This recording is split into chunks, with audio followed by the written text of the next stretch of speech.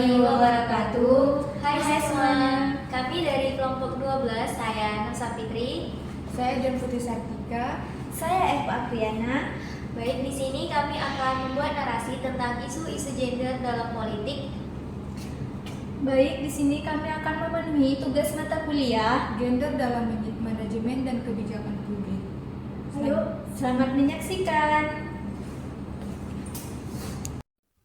Mungkin semua orang sudah banyak mengetahui politik mempengaruhi hampir semua aspek di kehidupan, baik di pendidikan, kesehatan, ekonomi, hingga hak asasi manusia.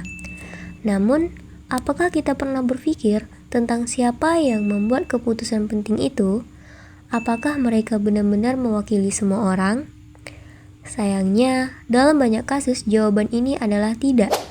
Masih banyak ketimbangan gender di dunia politik di mana perempuan seringkali tidak mendapatkan referensi yang layak.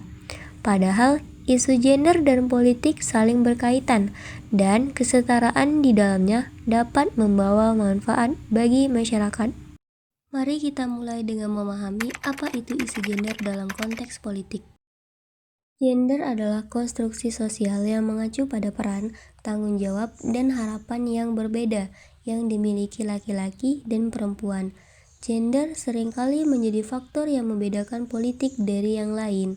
Sementara laki-laki dianggap memiliki otoritas yang lebih besar, perempuan dianggap tidak cocok untuk peran kepemimpinan atau membuat keputusan penting.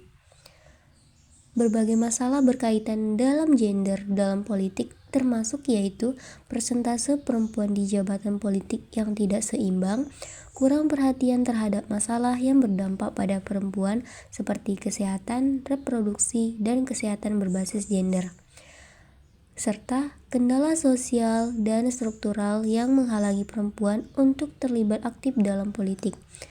Isu-isu ini bukan hanya soal perempuan versus laki-laki, ini adalah tentang menciptakan sistem yang adil bagi semua orang. Di seluruh dunia, hanya sekitar 25% anggota parlemen adalah perempuan. Di Indonesia jumlahnya bahkan lebih sedikit, sekitar 20%, padahal perempuan adalah setengah dari populasi dunia. Ini artinya suara mereka seringkali tidak terdengar dalam proses pengambilan keputusan politik. Apa akibatnya? Kebijakan seringkali tidak mencerminkan kebutuhan perempuan. Misalnya, isu kekerasan terhadap perempuan, kesenjangan, dan hak cuti melahirkan seringkali diabaikan atau dianggap tidak mendesak. Namun, ada juga kemajuan. Misalnya, beberapa negara seperti Rwanda berhasil mencapai referensi perempuan yang tinggi di parlemen, bahkan hingga 60%. Hal ini menunjukkan bahwa perubahan itu mungkin terjadi jika ada komitmen yang kuat. Hambatan perempuan di dunia politik. Apa menyebabkan perempuan sulit terlibat dalam politik? Yang pertama ada hambatan budaya. Nah, banyak masyarakat masih percaya bahwa perempuan lebih cocok untuk pekerja domestik daripada menjadi pemimpin. Nah, yang kedua ada hambatan struktural, yang dimana proses politik seringkali membutuhkan banyak koneksi dan biaya. Perempuan sering kesulitan bersaing dalam kondisi ini, terutama perempuan dan kelompok marginal. Lalu yang ketiga itu ada diskriminasi dan kekerasan, yang dimana perempuan sering mengalami kekerasan berbasis gender, baik verbal maupun fisik. Saat bekerja di dunia politik, ini menghalangi banyak perempuan untuk tidak maju. Hambatan-hambatan ini menunjukkan bahwa masalah gender dalam politik bukan hanya tentang kemampuan, tetapi juga tentang sistem yang inklusif. Tidak hanya itu pula, adanya dampak positif kesetaraan gender dalam politik. Mengapa kesetaraan gender dalam politik itu penting? Karena representasi yang adil menghasilkan kebijakan yang lebih inklusif dan berdampak positif untuk semua. Studi menunjukkan bahwa ketika perempuan terlibat dalam politik, yang pertama ada kebijakan tentang pendidikan dan kesehatan yang meningkat. Yang kedua ada isu-isu sosial seperti kekerasan berbasis gender, mendapat perhatian lebih besar daripada kemarin. Yang ketiga ada kepemimpinan yang lebih inklusif, menciptakan masyarakat yang lebih adil. Nah, kesetaraan gender bukan hanya tentang hak perempuan, tetapi tentang menciptakan politik yang lebih efektif dan adil untuk semua orang.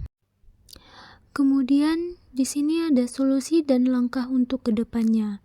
Bagaimana kita bisa mengatasi masalah ini? Berikut adalah beberapa solusi yang bisa dilakukan. Yang pertama, ada penerapan quota gender. Beberapa negara telah menerapkan kebijakan kota untuk memastikan jumlah perempuan dalam parlemen. Di Indonesia ada quota 30% untuk calon legislatif perempuan. Kemudian yang kedua, pendidikan dan pelatihan politik untuk perempuan, yang dimana perempuan perlu mendapatkan akses pendidikan yang baik dan pelatih untuk memahami proses dalam politiknya. Kemudian yang ketiga, perubahan pola pikir masyarakat, yang dimana masyarakat perlu diajak untuk memahami bahwa perempuan memiliki kemampuan yang sama dengan laki-laki. Kampanye kesetaraan gender harus terus dilakukan di sekolah, media, dan lingkungan sosial lainnya. Lalu yang keempat ada penegakan hukum yang lebih kuat, yang dimana kekerasan berbasis gender dalam politik harus diberantas. Pemerintah dan lembaga penegak hukum harus memastikan perempuan terlindungi dari diskriminasi apapun itu. Kemudian yang kelima, yaitu dukungan dari laki-laki. Kesetaraan gender bukan hanya perjuangan perempuan, akan tetapi laki-laki juga harus berperan sebagai pendukung aktif dalam mendorong perubahan. Akhir dari kisahnya, kami dapat bersatu untuk mencapai kesejahteraan gender dalam politik. Ini bukan hanya tentang memberikan tempat bagi wanita, itu juga tentang mengubah dunia menjadi tempat yang lebih adil, sejahtera, dan inklusif. Mari kita mulai dengan tindakan kecil, mendukung perempuan di sekitar kita, memerangi stereotip, dan mendukung kebijakan yang adil. Karena bekerja sama dengan orang lain menghasilkan masyarakat yang lebih baik untuk semua. Terima kasih sudah mendengarkan dan mari kita bersama-sama menjadi bagian dari agen perubahan. Menjadi sukses dan disukai bukan hal biasa untuk perempuan, justru kerap bertolak belakang. Kenyataan di sekeliling menunjukkan, terkadang ambisi yang kita miliki dianggap bertentangan dengan tradisi. Pekerja perempuan yang mengupayakan posisi dianggap hanya memikirkan diri sendiri. Mereka yang berani unjuk diri seringkali justru dihindari. Bahkan saat sudah berhasil pun, walau sukses membawa manfaat bagi orang banyak pun, cibiran masih mungkin datang. Menjadi berhasil bagi seorang perempuan bisa saja memicu hal negatif, dianggap begini, dinilai begitu, ditakar macam-macam.